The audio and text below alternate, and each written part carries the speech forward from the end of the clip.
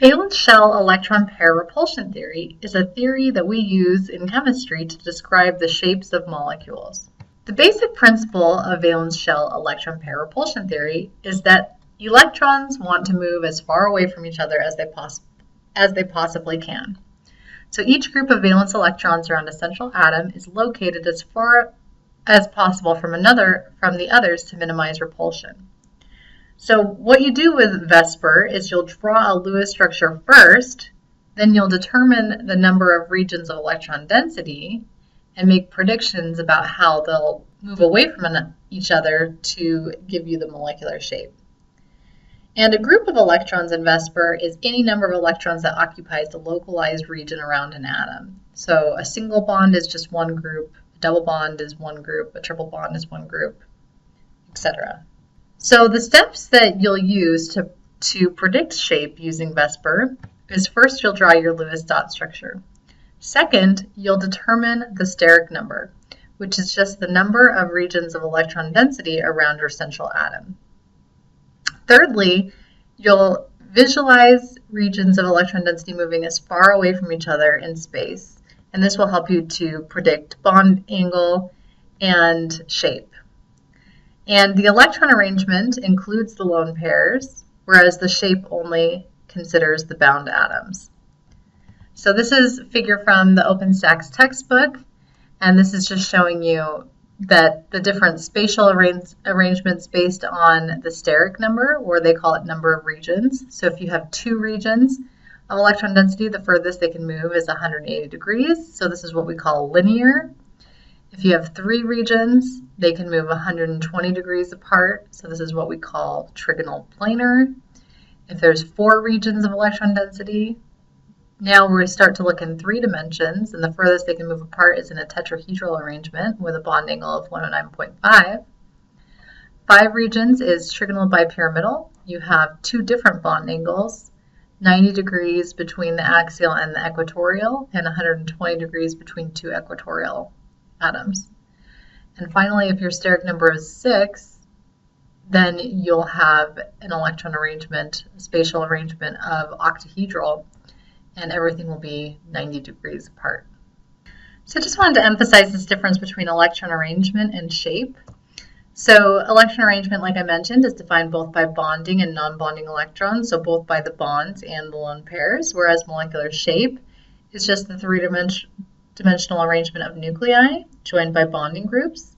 So it's only defined by the bonds, and you don't include the lone pairs in the molecular shape. So an example is ammonia. Ammonia is NH3 and it has a lone pair on the nitrogen. Ammonia has a steric number of 1, 2, 3, 4. So it has a steric number of 4, which means that the furthest these regions of electron density can move is a tetrahedral arrangement.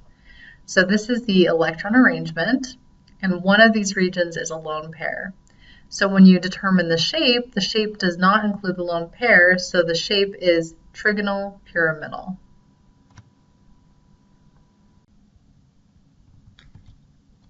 All right, we've alluded to this idea of a bond angle. Bond angle is just this angle that's formed by the nuclei of 2 surrounding atoms with the nucleus of the central atom. So we have these 3 atoms that are making up a bond angle. So the angle shown in the previous figure that we gave you, this figure, these bond angles are ideal bond angles. They're the bond angles if every region of electron density is identical. But in reality, we don't always have identical regions of electron density around the central atom, and that's when we start to deviate from the ideal value. Especially if we have lone pairs on our central atom, a lone pair typically needs more space than a regular bond. Ozone is an example that we just talked about. Ozone, we had a lone pair on the central atom, so that means that the bond angle is probably going to be a little bit less than the ideal. Or even if we have asymmetric bonds so that one is a different atom, our bond angle is going to deviate from ideal. So the factors that affect bond angles is first lone pairs. So again, lone pairs repel bonding pairs more strongly than bonding pairs repel one another. So this decreases the angle between the bonding pairs. So for this tin chloride, we have a bond angle of only 95 degrees, rather than the 120 because this lone pair is taking up so much more room.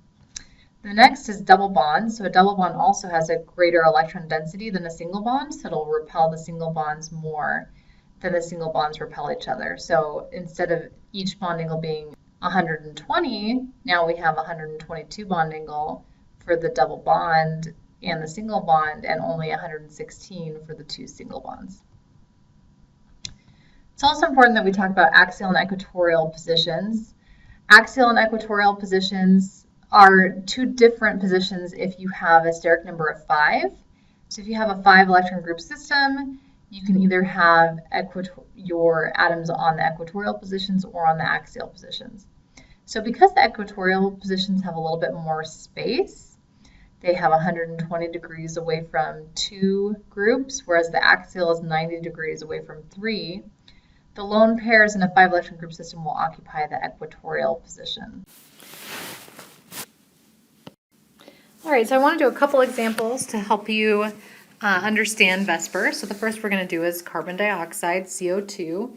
So remember, the first step is to draw the Lewis dot structure. So you can go through all the steps of drawing how to make a Lewis dot structure, but I'm just going to go ahead and draw the Lewis dot structure for you, assuming that you guys have already mastered that skill. So the Lewis dot structure for carbon dioxide looks like this. So the next step is you want to determine the steric number. So basically you want to determine the number of regions of electron density around the central atom. So here we have 1 region, 2 regions. So that means that our steric number, which I'll abbreviate SN, is 2. So now we need to visualize in our mind how this is going to spread out so that these regions of electron density can be as far away from each other as possible. And actually, the way that the Lewis dot structure is also the 3-dimensional shape, because what's going to happen is we're going to have the furthest that they can move away from one another is a bond angle of 180 degrees, which is what we already see right here. So carbon dioxide has an electron arrangement and a shape of linear. The only time your electron arrangement is different from your shape is if you have lone pairs on the central atom, which we don't in this case. The next example that we're going to do is ozone. So we've already drawn the Lewis dot structure for ozone when we were talking about resonance structures, but I'm just going to remind you what the Lewis dot structure for ozone looks like. And I'm only going to draw one resonance structure for ozone. We don't need to draw both resonance structures when determining the shape.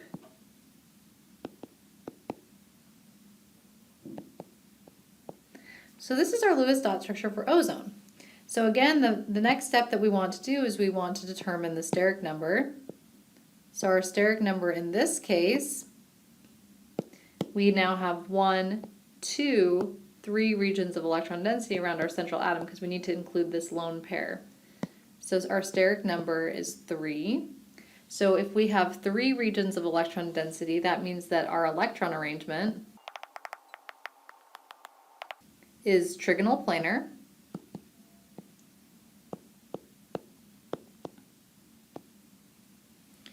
Which just looks something like this. We've got our lone pair,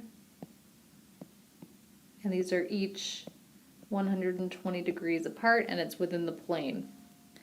But our shape is a little bit different because for our shape we don't include the lone pair. So the shape for ozone is just going to be bent. All right, the next example that we're going to do is methane. Methane has a formula of CH4. So the first thing we're going to do is draw the Lewis dot structure. So the Lewis dot structure for methane is pretty simple. Looks like that. So again, we're going to determine the steric number, and in this case the steric number is 1, 2, 3, 4. So we have 4 regions of electron density. The furthest that 4 regions of electron density can move in space is in a tetrahedral arrangement, which is kind of hard to draw two-dimensionally, but it looks something like this, with this coming forward and this one going back, something like that. It's kind of hard to draw.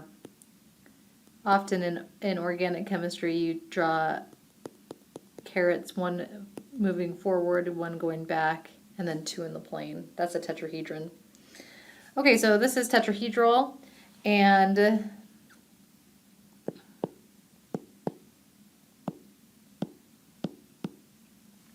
tetrahedral electron arrangements have a bond angle of 109.5, which is what methane has as well. SF4 is our next example, so we'll start by drawing a Lewis dot structure. So SF4 has a lone pair on the central sulfur atom along with 4 bonds. So this has a steric number of 5. So it's going to have an electron arrangement of trigonal bipyramidal. You have 3 regions of electron density in a plane and 1 pointing up and down. So there's 2 different bond angles, 120 degrees and also 90 degrees. All right, but since SF4 has a lone pair, that means that one of the lone pairs, so one of our regions of electron density is going to be a lone pair. And we're going to talk about in a second how lone pairs require more space than regular bonds. So we're going to put that in the equatorial position because there's a little bit more space in the equatorial position than in the axial position. So SF4, it has a trigonal bipyramidal. This is its electron arrangement.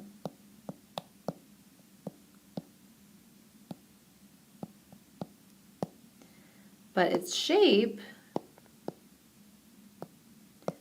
is actually called seesaw. All right, the next example is xenon tetrafluoride. So this is the Lewis dot structure of xenon tetrafluoride. Xenon tetrafluoride has a steric number of 6. So its electron arrangement is octahedral.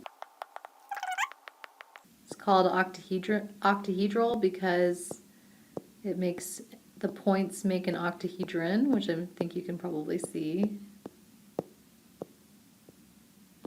So that's what an octahedron looks like. And so that's our electron arrangement. Our shape, so we've got a lone pair up to here, lone pair down here, and your fluorines are in the plane. So we've got a 90-degree bond angle from these two, and these two have a 180-degree bond angle. So the shape is actually square planar.